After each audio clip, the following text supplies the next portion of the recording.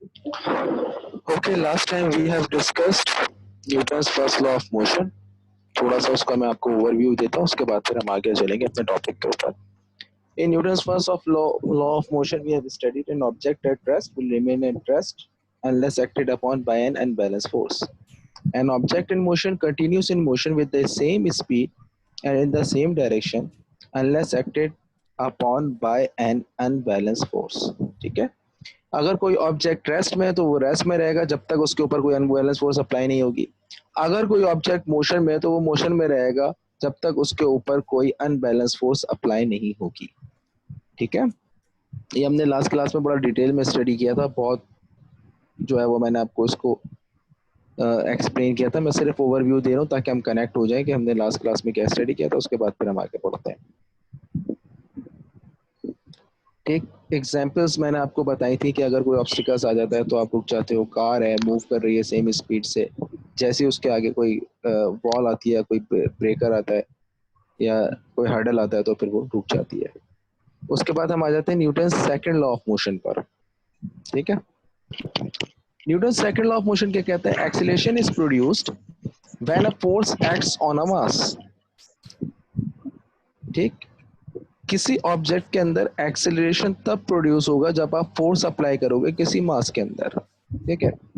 For example, एक cart है. Cart समझते हो ना आप लोग, जिसे हम ठेला कहते हैं. एक कार्ट है. उस कार्ट को आप पुश करोगे. जब आप उस कार्ट को पुश करोगे तो उसके अंदर एक्सेलरेशन प्रोड्यूस होगा. ठीक है. जब आप उस कार्ट को पुश करोगे तो उसके अंदर एक्सेलरेशन प्रोड्यूस होगा और वो मूव करना स्टार्ट हो जाएगी. ठीक है. देखिए, acceleration is produce when a force acts on a mass. अगर आपने एक्सेलरेशन प्रोड्यूस करना है किसी ऑब्जेक्ट के अंदर तो आपको फोर्स अप्लाई करना होगी. ठीक. कोई भी मास है आपके पास, कोई भी ऑब्जेक्ट है, अगर आप उसके ऊपर फोर्स अप्लाई करोगे तो उसमें एक्सेलरेशन प्रोड्यूस होगा. जिस डायरेक्शन में आप फोर्स अप्लाई करोगे उसी डायरेक्शन में एक्सेलरेशन प्रोड्यूस होगा. फॉर एग्जाम्पल, आपके पास एक फुटबॉल है, उस फुटबॉल को आप किक करते हो. On kicking it you are applying force on the football, and when you applied force on football, acceleration is produced in the same direction in which you applied the force. ठीक है. तो जिस direction में आप force apply करोगे उसी direction के अंदर एक्सेलरेशन प्रोड्यूस होगा मास के ऊपर. Sir what is acceleration? मतलब सर किस चीज में हम लोग एक्सेलरेशन डालेंगे उसके अंदर हमें फोर्स अप्लाई करनी पड़ेगी. जी, अगर आप किसी चीज को एक्सेलरेट करना चाहते हो तो उसके लिए आपको फोर्स अप्लाई करना पड़ेगी. ठीक है. तो अभी जो है वो क्वेश्चन है कि जी व्हाट इज एक्सेलरेशन. ठीक है. The rate of change of speed is called acceleration. किसी ऑब्जेक्ट की स्पीड चेंज हो जाना इज कॉल्ड एक्सेलरेशन. ठीक. फॉर एग्जाम्पल, आप साइकिल चला रहे हो. साइकिल चलाई होगी आप सबने. आप साइकिल चला रहे हो, पीछे से आपका फ्रेंड भागता हुआ आता है और वो जो है वो आपको पुश कर देता है, पुश करना स्टार्ट करता है. तो अगर वो आपको पुश करना स्टार्ट करता है, जब वो आपको पुश करना स्टार्ट करता है तो फिर क्या होता है आपके पास, जब आप उसको पुश करना स्टार्ट करते हो, पुश करना स्टार्ट करता है तो आपका जो एक्सेलरेशन है वो चेंज हो जाता है. आपकी जो स्पीड है वो इंक्रीज हो जाती है. ठीक. स्पीड का इंक्रीज हो जाना दैट इज एक्सेलरेशन. है आपने जितनी फोर्स से आपने उसे पुश किया उतनी उसकी एक्सेलरेशन होगी. जी.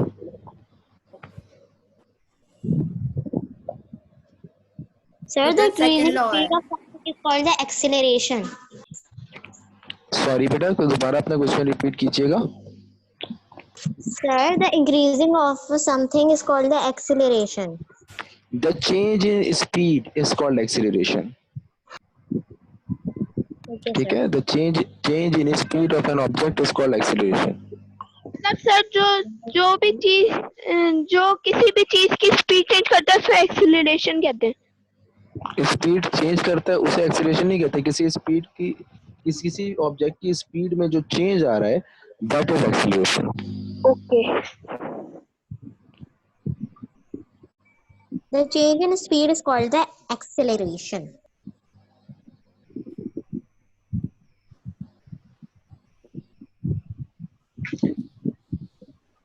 जी, change in speed is called acceleration. Clear? Acceleration समझ में आ गया? Yes sir. Yes sir. ठीक है, ठीक है। अब जो है वो हम आ जाते हैं इसके ऊपर कि एक्सीलरेशन जब हम किसी ऑब्जेक्ट के ऊपर फोर्स अप्लाई करेंगे तो जिस डायरेक्शन में हम फोर्स अप्लाई करेंगे उसी डायरेक्शन में एक्सीलरेशन प्रोड्यूस होगा। ठीक, फॉर फॉर एग्जाम्पल जब आप किसी बॉल को किक करते हो तो जिस डायरेक्शन में आपने बॉल को किक किया मतलब आपने फोर्स अप्लाई की बॉल के ऊपर, तो जब आपने फोर्स अप्लाई की बॉल के ऊपर तो एक्सीलरेशन भी उसी डायरेक्शन में प्रोड्यूस होगा जिस डायरेक्शन में आपने फोर्स अप्लाई करी। ठीक है, So if तो we when we यस रुकइयो, kick the ball in a direction, तो जो acceleration होगी वो भी इसी डायरेक्शन में होगी। जी, the direction of acceleration and the force is always same. जिस डायरेक्शन में आपने फोर्स अप्लाई किए उसी डायरेक्शन में एक्सीलरेशन भी प्रोड्यूस होगा। जैसे हम लोग ने और लेफ्ट में किए तो वो लेफ्ट पे ही जाएगा। जी, उसकी डायरेक्शन वही होगी जो डायरेक्शन होगी फोर्स की। ठीक है, अच्छा अब आप इसका मतलब क्या हुआ, एक्सीलरेशन डिपेंड करता है दो चीजों पर, number one force and number two mass. Mass. ठीक, so according to the Newton's second law of motion, acceleration depends upon two things, number one force, number two mass. मास।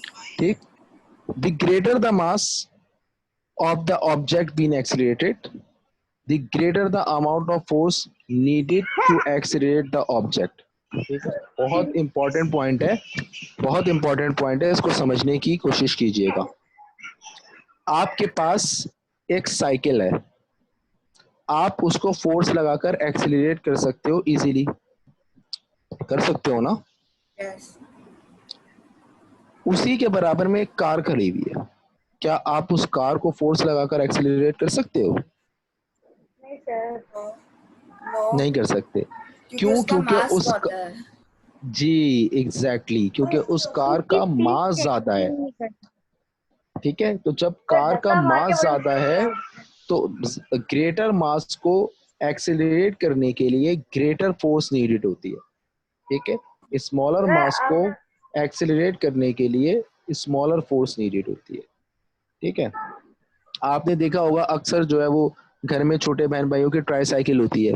ठीक है, उस ट्राईसाइकिल पे आप किक करते हैं वो तब भी एक्सीलरेट हो जाती है। ठीक, लेकिन अगर इस ट्राईसाइकिल की जगह कार हो तो किक क्या आप उसे पुश भी कर लोगे by the full force you have, तब भी वो एक्सीलरेट नहीं करेगी। इसका मतलब जितना ज्यादा मास होगा, जितना ज्यादा मास होगा उतनी ही ज्यादा आपको फोर्स रिक्वायर्ड होगी उसको एक्सेलरेट करने के लिए। ठीक है, greater the mass you have you need the greater force to accelerate it.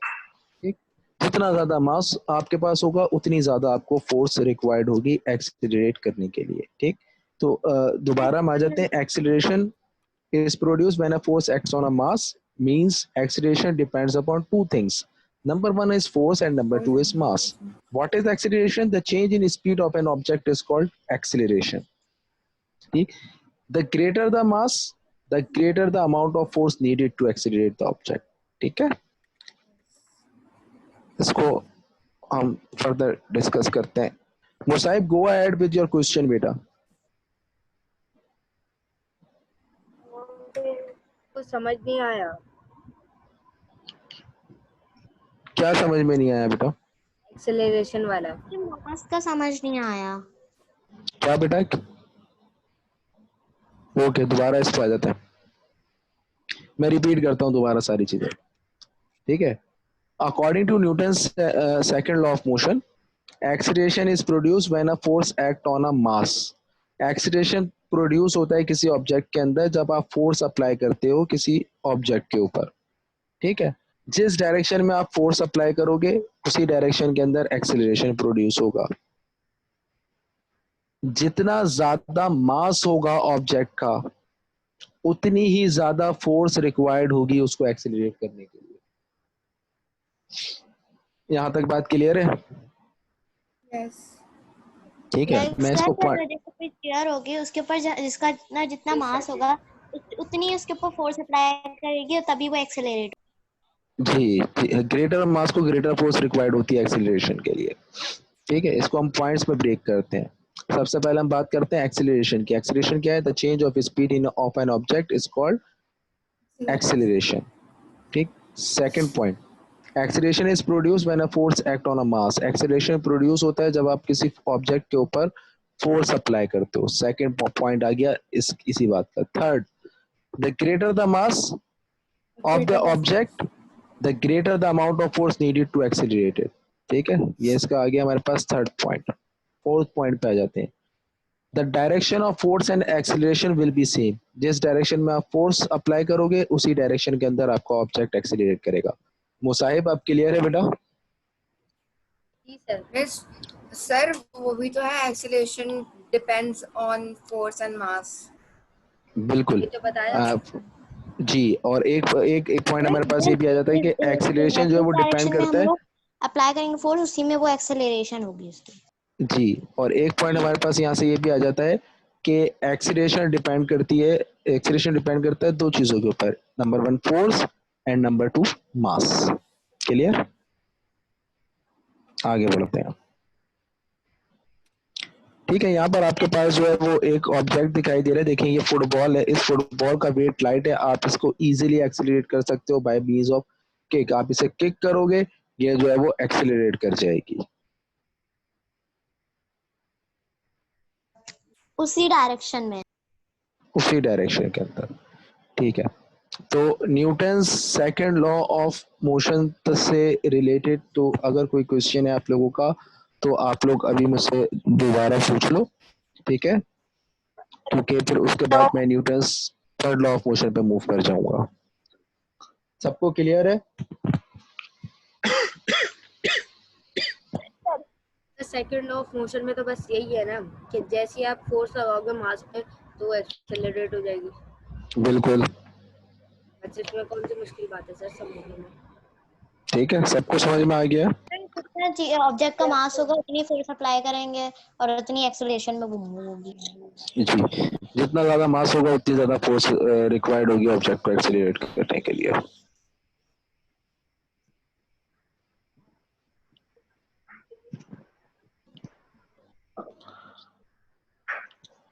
असरा बेटा, आप बताइएगा Newton second law of motion आपको क्लियर हुआ है? क्या समझ में आया आपको Newton second law of motion में?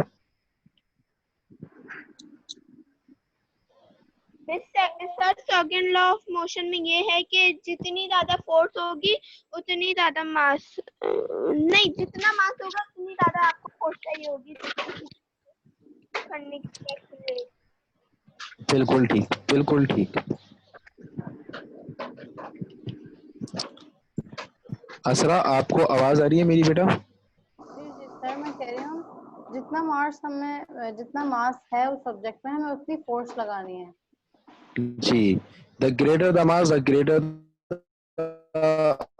Amount of force we needed. ठीक, और मेन लॉ क्या है? Acceleration is produce when force is act on an object. आप लोगों के कैमरास फिर ऑफ है, आप लोग अपने कैमरास ऑन कीजिए। मुसाहिब, हुसैन,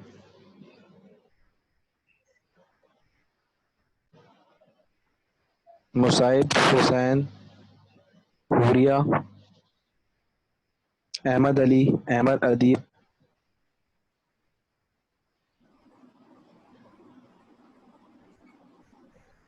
अरहम।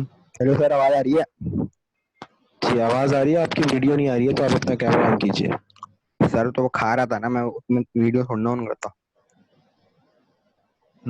आप ऑन कीजिए अपना वीडियो, वीडियो जी ऑन जी कीजिए। सर, कर रहा हूँ, सर कर रहा हूँ।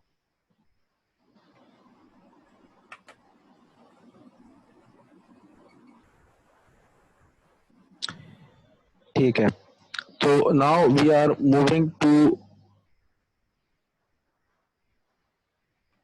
Newton's third law of motion.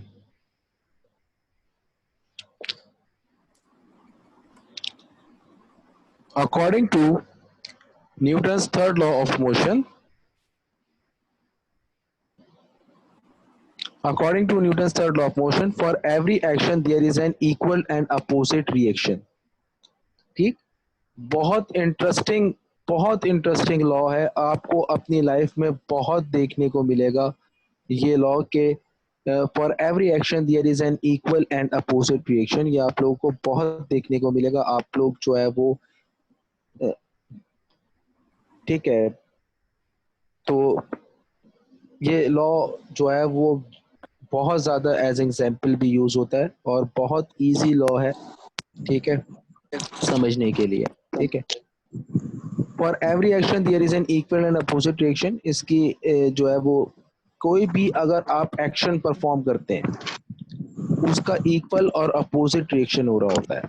ठीक है, for example if you fire a bullet from a gun, आपको अपने हैंड पे रिकॉइल फील होता है। ठीक है, रियल लाइफ में तो नहीं, पबजी में आप सबने ही जो है वो इसको ट्राई किया होगा, रिकॉइल हो रहा होता है। Every action there is an equal opposite sir reaction. Real life में ट्राई करे मैंने, मेरी के अंदर अरे गन पबजी चलाई तो थी बैन सर हो गया सर। आप Sir, can you give me a real life example? जी जी जी जी, वही मैं बता रहा हूँ आप लोगों को। तो जो बॉयज हैं उन्होंने पबजी में देखा होगा कि जब आप AKM यूज कर रहे होते हैं तो AKM में जब आप फायर करते हैं, जब आप फायर सर करते उसका हैं तो रिकॉइल आपको बहुत रिकॉइल होता है फील होता है, जिसकी वजह से आपका एम आउट हो जाता है। सर। वो सिर्फ ठीक है, 2x पे चलती है, जी जी हाँ, तो जब आप उसको वरना वो रिक्वायल होता है। वो रिक्वायल क्यों होता है? क्योंकि जब आप बुलेट फायर करते हो तो बुलेट फायर करना एक्शन है, उसका रिएक्शन जो है वो रिक्वायल है। ठीक, इसी तरीके से जब आप किसी फुटबॉल को किक करते हो तो अगर आपने किसी बॉल को किक की है तो जितनी फोर्स से आपने बॉल को किक की है उतनी ही फोर्स बॉल ने भी आपके ऊपर अप्लाई की है। ठीक है, और एग्जाम्पल मैं आपको बताता हूँ, सर आपने जो पंचिंग बैग। AKM वाली बताई ना वो मुझे समझ नहीं आई, AKM वाली जो आपने बताई है एग्जांपल। अभी अब वो बॉयज, सर वो सर मैंने एग्जाम्पल खेला मुझे है सबसे ज्यादा समझ में आई। सर, मैंने बहुत सर खेला इन है लोगों को सर। समझ ही नहीं है पबजी की बॉयज को भी। अच्छा अच्छा अच्छा, सर पबजी बॉयज को समझ आ गई है। अच्छा ठीक है। देखिए मैं एक और एग्जांपल देता हूँ आप लोगों को। आप लोगों ने पंचिंग बैग तो यूज किया होगा ना, जब आप पंचिंग बैग यूज कर रहे हो तो आप उसको पंच कर रहे होते हो, तो when you punch the punching bag it applies an equal and opposite force on your hand.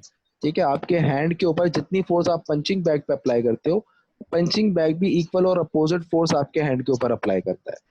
अच्छा, ये हमें हम अगर जिस जी असरा, चीज पे जितना अपना फोर्स करेंगे वो हमें उतना ही रिटर्न करेगी। आई मीन वो हमें भी कर रही होगी और हम उसको भी। जी, जितनी फोर्स आप एक ऑब्जेक्ट के ऊपर अप्लाई करोगे वो इक्वल और अपोजिट फोर्स आपके ऊपर अप्लाई करेगी। लाइक सर जैसे हम कोई बॉल थ्रो करते हैं, जब वो मतलब जब हम लोग उसको दूर फेंकते हैं तब वो हमारे पास भी वैसी ही आती है।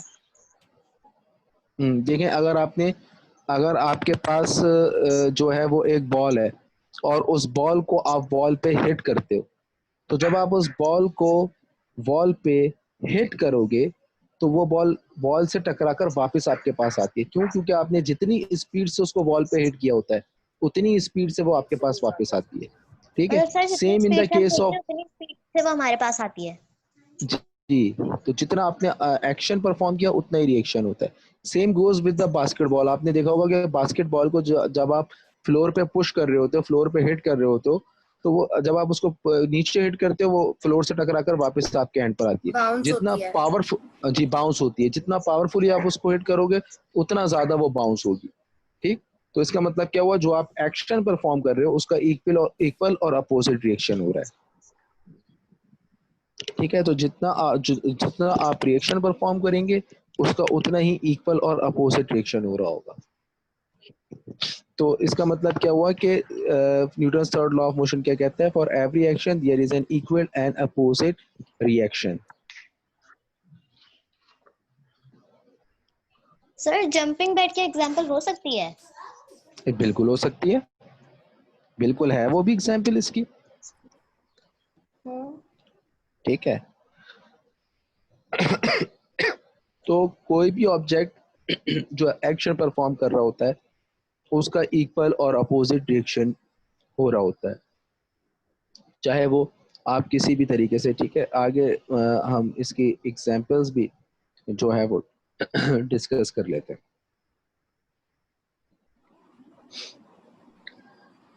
ये बात मैं आप लोगों को बता ही चुका हूँ। whenever an object pushes another object, it gets pushed back in the opposite direction equally। ठीक है, अगर कोई ऑब्जेक्ट दूसरे ऑब्जेक्ट को पुश कर रहा है, कोई ऑब्जेक्ट एक ऑब्जेक्ट को पुश कर रहा है, तो जितनी फोर्स से वो पुश करेगा उसको उतनी ही जो है वो उसका रिटर्न मिलेगा, लेकिन अपोजिट सर डायरेक्शन के अंदर। वो वाली जी जो हमने अभी पीछे पढ़ा है वही वाली बात है ना ये तो। जी बिल्कुल बिल्कुल वही बात है। अच्छा सर, जैसे हम लोग बॉक्सिंग का जो वो होता है जिसमें हम बॉक्सिंग करते हैं उसमें भी तो ऐसा ही होता है।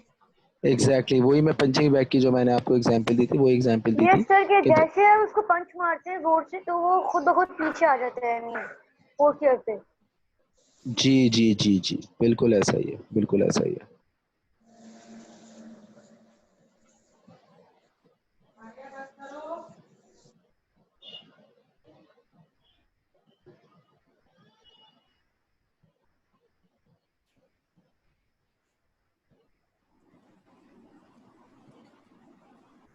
ठीक है, एक और एग्जांपल मैंने आप लोगों को यहाँ पे शो करवाई हुई है। देखिए ये एक रॉकेट प्रोपल्शन की एग्जांपल है।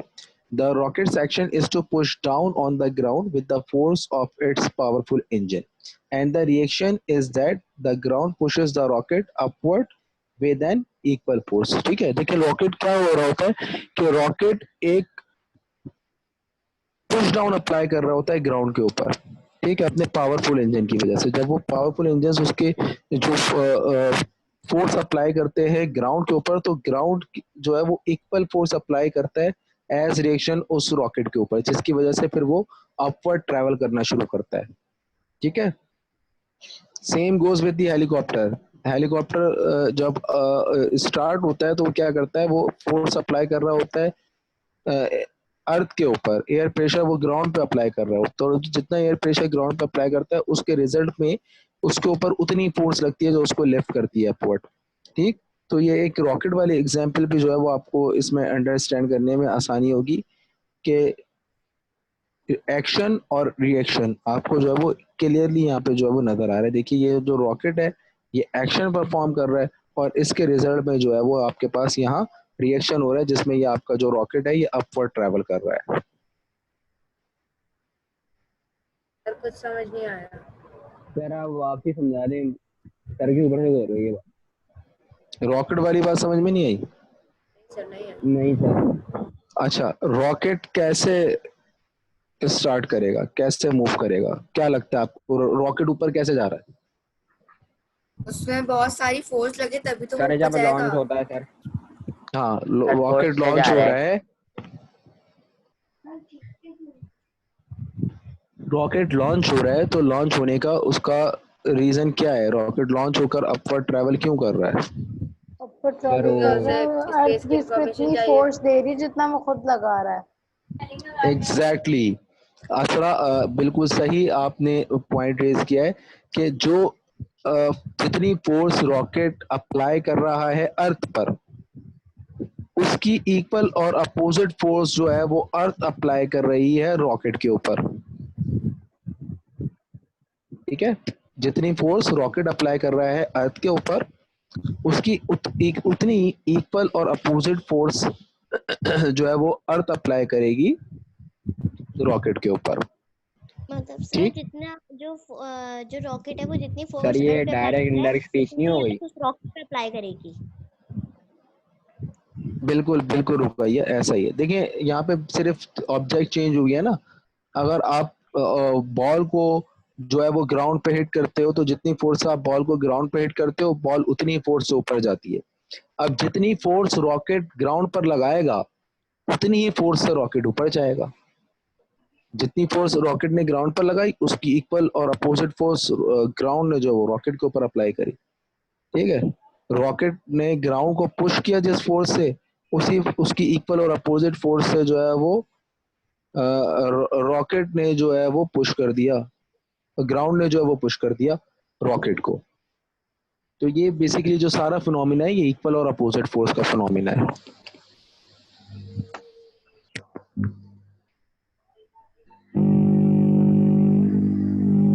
ठीक है। सर ये गिटार कहाँ बज रहा है? अभी हो जाए ठीक है, यहाँ तक ठीक है, यहाँ तक आप जी लोगों को जी बात जी सर आ गया। क्लियर हो गई ना? अच्छा ठीक है, कल आप लोगों का ऑनलाइन असेसमेंट है, ठीक है, और कल सर कल टॉपिक फ्राइडे है कैसे ना? है सर? वो ये कौन सा टॉपिक है सर? फिजिक्स का है। सर आपने नहीं, बोला एयर, particles का है। जी एयर हाँ and sir, atmosphere, air and air जी एटमॉस्फेयर का सर। है। ठीक है, एयर एंड सर ने मुझे एटमॉस्फेयर का, स्क्रीनशॉट दिलवाए थे ना, वो इसी के तो थे।